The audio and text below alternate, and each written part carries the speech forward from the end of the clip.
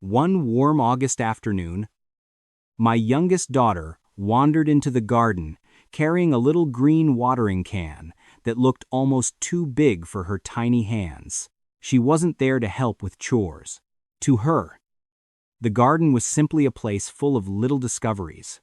That afternoon, we'd already picked a basket of sun-ripened tomatoes and pulled a few carrots from the raised bed. Every vegetable she found felt like hidden treasure, and every flower deserved a closer look. Just before we headed back inside, I stopped beside a lavender plant that had finished blooming. "It's time for a little haircut," I said as I picked up my pruning shears. She stood quietly beside me, watching every careful snip. When I finished, she reached out, rubbed a few dried lavender flowers between her tiny fingers, and lifted her hands to her face. She closed her eyes, smiled, and asked, "Dad, why does the whole garden smell so nice?" For a moment, neither of us spoke. The only sounds were bees drifting from flower to flower and a warm breeze moving gently through the garden. Standing there beside my daughter, I realized something that had very little to do with pruning lavender. Gardening has always given me fresh vegetables and beautiful flowers, but its greatest rewards have never been the harvest. They've been moments like this, moments that teach patience, curiosity, and the simple joy of slowing down long enough to notice the world around us. That's why I believe August is one of the most important months in the garden. Everything still looks healthy and productive, but beneath the surface, every plant is preparing for the season ahead. The small jobs we do now will determine whether our vegetables keep producing, our flowers continue blooming, and our garden enters fall healthy instead of exhausted. Over the years, I've discovered 8 August jobs I never skip. None of them are difficult, but together they've made a remarkable difference in my garden year after year. And later, we'll come back to that lavender plant, because what happened after we finished pruning has become one of my favorite late summer traditions with my youngest daughter, and a reminder that some of the best lessons a garden teaches have nothing to do with the plants themselves. Moments like that have a funny way of staying with you. Years later, I honestly can't remember how many tomatoes we harvested that week, or how many baskets of vegetables we carried back to the house, but I still remember my daughter's smile, the scent of lavender on a warm August afternoon, and the quiet reminder that the garden is always teaching us something if we're willing to slow down and pay attention. That's one of the reasons August has become my favorite month to garden. It isn't the beginning of the season, and it certainly isn't the end. It's the month that quietly connects the two. The choices we make now shape not only the final weeks of summer, but also the success of the season ahead. Today, I'd like to share the 8 August jobs I never skip. They're simple, practical habits that have helped my garden stay productive year after year, and I hope they'll do the same for yours. Task 1. Harvest more than you think. One of the first things I do every August morning is grab a small basket before I do anything else. Not because I'm planning a big harvest, but because I've learned that a quick walk through the garden often turns into one of the most important jobs of the day. There always seems to be another tomato that's ripened overnight, a cucumber hiding beneath the leaves, or a handful of beans that somehow grew an inch while I wasn't looking. Years ago, I made the mistake of leaving ripe vegetables on the plant a little too long. I thought giving tomatoes another day on the vine would make them even better, and I enjoyed seeing those heavy clusters hanging from the branches. Then one morning, an older gardener smiled and said something I've never forgotten. "Your tomato plant thinks its job is finished." At first, I wasn't sure what he meant. He explained that when ripe fruit stays on the plant for too long, many vegetables naturally begin shifting their energy toward finishing their life cycle instead of producing new flowers and new fruit. The moment I started harvesting more regularly, I noticed something surprising. The more I picked, the more the garden seemed determined to give back. Tomatoes kept flowering. Beans continued producing. Zucchini never seemed to slow down. Now I try to harvest a little every day instead of waiting for everything to be ready at once. If possible, I do it early in the morning, when vegetables are still cool from the night air and full of moisture.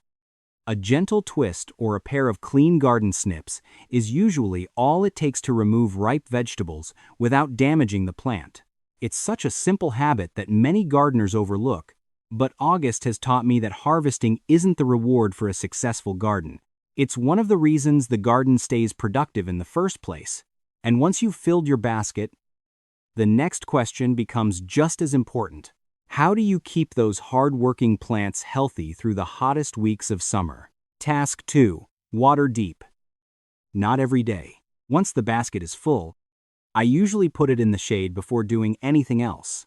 Then I take one more slow walk through the garden, not to look for more vegetables, but to see how the plants are handling the August heat. It's amazing how easy it is to mistake a thirsty-looking plant for one that actually needs water.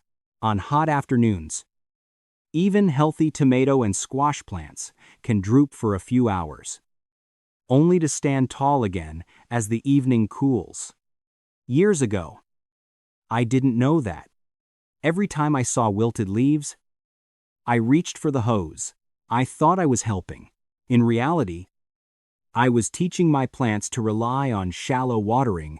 An experienced gardener once shared a piece of advice that completely changed my routine. Don't water the leaves. Water the roots. And teach the roots to go looking for it. That simple sentence stayed with me. Instead of watering a little every evening, I began watering deeply just a few times each week. I let the moisture soak well below the surface, where the roots actually needed it most. Within a few weeks, I noticed the difference. The plants stayed stronger through long stretches of summer heat.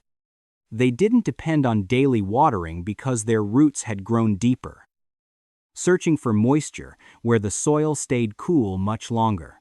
Now, before I even think about turning on the hose, I press a finger a couple of inches into the soil. If it still feels cool and slightly damp, I leave it alone. If it's dry, I water slowly and thoroughly, preferably early in the morning, when less moisture is lost to evaporation and the leaves have plenty of time to dry before nightfall. It's a quieter way of gardening. Less rushing, less guessing, and surprisingly, less watering. Healthy gardens aren't built by giving plants more water every day. They're built by giving roots a reason to grow stronger. Of course, even the healthiest, well-watered plants can run into trouble if damaged leaves are left sitting in the garden, especially during the warm, humid days that August is known for. Task 3. Remove diseased leaves immediately. One of the habits that has saved my garden more times than I can count is learning to slow down and really look at my plants, not just at the tomatoes hanging from the vines or the peppers beginning to change color, but at the leaves quietly doing the hard work behind the scenes. Most problems don't appear all at once. They begin with one yellow leaf, a few tiny brown spots, a stem that doesn't quite look the way it did a few days ago. It's easy to ignore those little signs, especially when the garden is still producing plenty of vegetables. I've made that mistake myself, telling myself I'd deal with it over the weekend.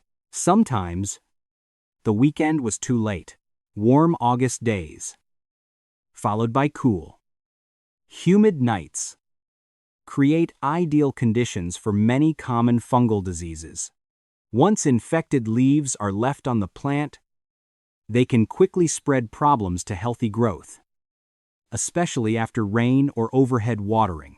Now, every time I walk through the garden with my harvest basket, I spend a few extra minutes inspecting each plant. If I find a leaf that's badly spotted, yellowing from disease, or clearly beyond saving, I remove it right away using clean garden pruners. I also make a point of collecting any diseased leaves that have fallen onto the soil instead of leaving them around the base of the plant. One thing I never do is add diseased foliage to my compost pile. Unless your compost reaches temperatures high enough to kill disease spores, you're simply saving the problem for next season. Instead, I dispose of those leaves separately and disinfect my pruners before moving to another plant. It may seem like a small chore, but these few minutes of attention often prevent hours of frustration later. Healthy gardens aren't the ones that never face problems. They're the ones where small problems are noticed before they become big ones. And once you've protected your plants from disease, there's one more thing they need if you want them to keep producing through the final stretch of summer: a little extra energy at just the right time. Task 4. Feed your hardest working plants one last time. By the time August arrives, it's easy to forget just how much our plants have already given us. Think about a tomato vine that's been producing for weeks, or a pepper plant that's been covered with flowers, fruit, and new growth all summer long. They've been working almost non-stop, drawing nutrients from the soil day after day. Even the healthiest looking plants can begin to run low on the energy they need to keep going. I used to believe that if a plant still looked green, it didn't need any extra help. Then I noticed something interesting. The gardens that stayed productive into early fall weren't always the ones with the biggest plants. They were the ones that received a little support just when they needed it most. Now, around this time of year, I give my heavy-producing vegetables one final feeding with a balanced fertilizer or a layer of finished compost around the base of each plant. It's not about forcing rapid growth. In fact, too much nitrogen late in the season often produces beautiful leaves instead of more vegetables. The goal is simply to replace some of the nutrients that months of harvesting have taken away. I always water the soil well after feeding, allowing those nutrients to move gently down into the root zone where the plants can actually use them. It's one of those quiet jobs that doesn't deliver dramatic results overnight. Instead, the reward shows up a week or two later, when the plants continue flowering, setting fruit, and looking healthier, while many gardens around them begin slowing down. A thriving late summer garden rarely happens by accident. More often, it's the result of small acts of care repeated at just the right time. And while vegetables appreciate that extra nourishment, there's another part of the garden that benefits from a little late summer attention as well: our herbs, especially one fragrant plant that takes me back to a memory I never seem to forget. Task 5. Give your herbs a late summer trim. After taking care of the vegetables, I always make one more stop before putting my tools away. It's the herb garden. Unlike tomatoes or peppers, herbs rarely ask for much attention. They quietly grow through the heat of summer, filling the garden with fragrance every time you brush past them. But by August, even the healthiest herbs begin to look a little tired. Basil starts producing flowers. Mint becomes long and leggy. Oregano and thyme lose some of their neat shape. If we leave them alone, many herbs shift their energy toward producing seeds instead of fresh, flavorful leaves. That's why I like to give them one last trim before summer begins to wind down. For basil, I pinch the stems just above a pair of healthy leaves.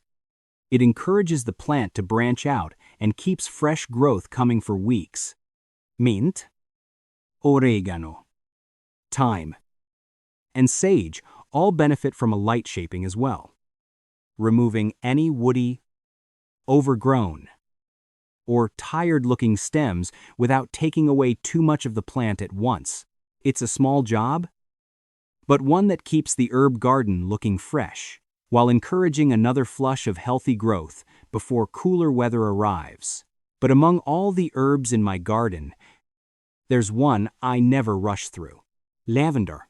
Every year, when the flowers have faded and the bees have had their fill, I find myself thinking back to that warm August afternoon with my youngest daughter. The same lavender plant, the same gentle breeze, The same quiet smile as she rubbed those tiny purple flowers between her fingers and asked why the whole garden smelled so wonderful. That simple question changed the way I look at this plant. Now, pruning lavender has become more than another garden chore. It's become a tradition. When I trim lavender, I remove the spent flower stems and shape the plant lightly into a soft, rounded mound. The most important thing I've learned is to leave plenty of green growth behind and avoid cutting into the old woody stems. Lavender can be surprisingly slow to recover from heavy pruning, especially late in the growing season. As we finish, I always save a few of the healthiest flower stems instead of tossing them onto the compost pile. My daughter still loves gathering them into small bundles with a piece of twine. We hang them inside the house, where their gentle fragrance lingers for weeks, quietly reminding us of another summer spent together in the garden. Every time I walk past those little bundles, I'm reminded that some plants give us more than flowers or fragrance, they give us memories. And while those memories are worth holding on to, August also reminds us it's time to start looking ahead because the next season in the garden begins long before summer is over. Task 6. Start your cool season crops. Every year, hanging those small bundles of lavender inside the house reminds me of something gardening has taught me again and again. Every season eventually gives way to the next. While we're still enjoying tomatoes, peppers, and basil, the garden is already offering us a chance to begin again. That's why August is the perfect time to think beyond today's harvest. It's time to start planting for fall. I know it can feel a little strange to sow seeds while summer is still in full swing. The afternoons are hot, the soil dries quickly, and it almost seems too early to be thinking about cooler weather. But many cool season vegetables need exactly this head start. Crops like lettuce, spinach, kale, Swiss chard, beets, carrots, and broccoli all appreciate having enough time to establish before autumn temperatures arrive. The key is giving young seedlings a little extra care during these hot weeks. I like to water them consistently. Provide a bit of afternoon shade if the weather is especially intense, and keep a light layer of mulch around them to help the soil stay cool and retain moisture. Those small efforts make a remarkable difference during germination. One lesson I've learned over the years is that a productive fall garden doesn't begin on the first cool day of autumn. It begins in the heat of August, when most people are still focused only on their summer crops. Planting now feels a little like making a promise to your future self. A promise that when summer finally begins to fade, there will already be a fresh generation of vegetables quietly waiting to take its place. And as those young seedlings begin to emerge, there's one more thing I always keep a close eye on. Because late summer is also when some of the garden's hungriest visitors become the most active. Task 7. Watch for late summer pests. Whenever I see those first tiny seedlings pushing through the soil, I'm reminded that I'm not the only one excited about fresh new growth. Unfortunately, late summer is just as exciting for garden pests. Be August. Insects have had an entire season to multiply, and many of them are at their peak. Aphids gather on tender new shoots. Cabbage worms quickly find young brassicas, and hornworms seem to appear overnight on healthy tomato plants. The good news is that you don't need to wage war against every insect you see. In fact, one of the biggest lessons my garden has taught me is to look before I react. Ladybugs, lacewings, praying mantises, and many other beneficial insects are working just as hard as we are. Taking a few quiet minutes to inspect your plants often solves problems long before they become serious. Now, I make it a habit to walk through the garden every couple of days, checking the undersides of leaves, new growth, and developing fruit. If I spot a pest early, I simply remove it by hand or rinse small colonies away with a strong stream of water before they have a chance to spread. Those few minutes of observation are far easier than dealing with a major infestation later. A healthy garden isn't one that's completely free of insects. It's one where nature stays in balance because the gardener pays attention, and after weeks of harvesting, watering, pruning, feeding, planting, and protecting, there's one final August job that quietly prepares the entire garden for everything the next season has to offer. Task 8. Prepare empty beds for fall. By the time August begins to wind down, little pockets of empty space start appearing throughout the garden. A row of beans has finished producing. The garlic bed is already bare. A few tired plants have finally reached the end of their season. It can be tempting to leave those empty beds exactly as they are until fall arrives. I've done that before, but I've learned that an empty garden bed is really an invitation to begin preparing for what's next. Instead of letting weeds take over or allowing the soil to bake in the late summer sun, I spend a little time giving those spaces a fresh start. I pull any remaining plant debris, remove stubborn weeds, and work a layer of compost into the soil to replace nutrients that months of growing have taken away. If I don't have something ready to plant right away, I cover the bed with mulch or sow a quick cover crop to protect the soil from erosion, reduce weed growth, and keep valuable microorganisms thriving beneath the surface. It's one of those jobs that doesn't look very exciting on camera, but season after season, it's been one of the most rewarding habits I've developed. Healthy gardens aren't built only during spring planting. They're built in the quiet moments between seasons when no one else is watching. Every basket of vegetables, every flower that blooms, and every harvest we celebrate begins with the care we give the soil long before the next seed is ever planted. And that's probably my favorite lesson August has to offer. It reminds us that great gardens aren't created by one big weekend of hard work.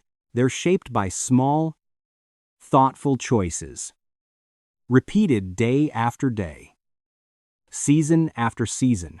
As I finish my last walk through the garden each August, I often think back to that quiet afternoon with my youngest daughter and the lavender plant. At the time, it felt like such a small moment, but looking back now, I realize it captured everything I love about gardening.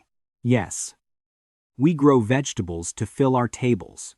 Yes, we care for flowers because they bring beauty to our homes. But somewhere along the way, the garden gives us something even more valuable. It teaches us to slow down, to notice the little changes that happen each day, to care for something with patience, knowing that the rewards rarely come overnight. The 8 jobs we talked about today may seem simple on their own, but together they help create a garden that's healthier, more productive, and ready for whatever the next season brings. So the next time you step outside, don't think of August as the end of summer. Think of it as the month that quietly prepares your garden and perhaps even yourself for a brand new beginning. If you enjoyed spending a little time in the garden with me today, I'd love to have you back for the next one.